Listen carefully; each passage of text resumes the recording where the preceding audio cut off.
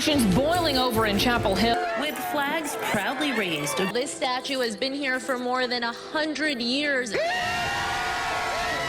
Police found themselves in the middle of competing protests over the Silent Sam statue. Constructed in 1913. They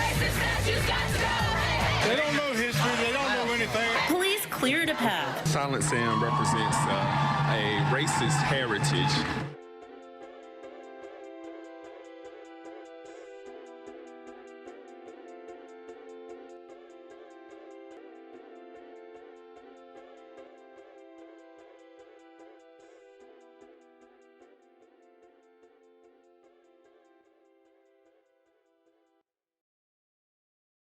Alright, let's get this thing started.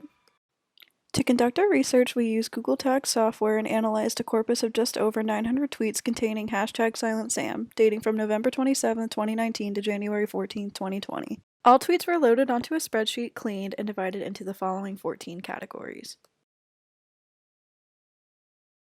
Each tweet was read and coded by 3 students to create as accurate of results as possible. Overwhelmingly, the tweets were con settlement. Most of the tweets operated from an ethically concerned rationale. The largest communication type was informing.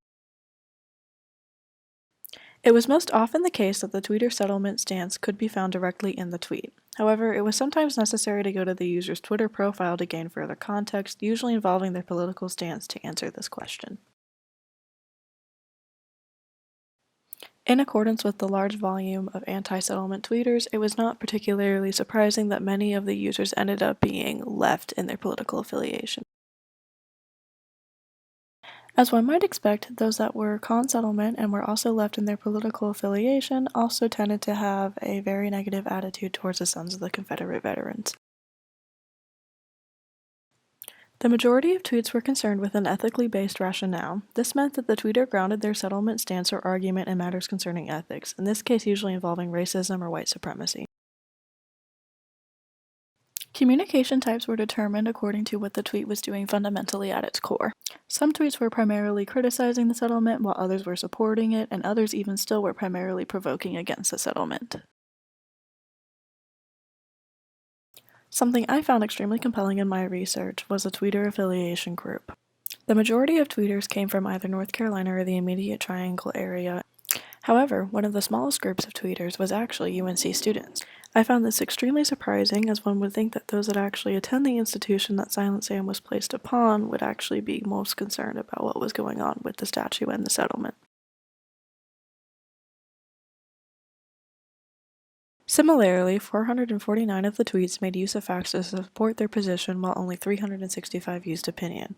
Initially, this was rather surprising, as one would expect that a tweet containing a user's casual conversation about a settlement would follow suit with discussion about one's opinion on the settlement and with opinion-based logic as support. However, upon closer look, it was discovered that the results were skewed in favor of facts actually because this data was taking into account those with neutral stances on the settlement. I found it interesting that arguments could be fundamentally factual, yet still somehow communicate an inherently biased stance. Here's an example of such a tweet. This tweet is fundamentally factual as it straightforwardly provides true information on what happened in the settlement. The tweet reads, "In case you missed it, the Board of Governors to the University of North Carolina slipped a neo-Confederate group a cool $2.5 million to settle a lawsuit that hadn't yet been filed. #SilentSam, #NCPOL. That is exactly what happened. So, overtly, it seems that this tweet is just simply factual, restating what happened with the settlement, but then when we actually go and look at the political cartoon that it also tweeted, we can see that this person is actually extremely con-settlement. As we can see, this picture is actually a political cartoon that is satirizing the Neo-Confederacy and depicting them as extremely ignorant. Similarly, a little bit of a closer look shows us that the settle in the original tweet is actually in quotation marks, which is usually a demarker of sarcasm. Overall, then, this tweet was actually disagreeing with the settlement decision, even though at first it seemed like it kind of had a neutral stance, if anything. And this was made possible by the incorporation of multimedia types, such as the political cartoon and then also the stylization of the text.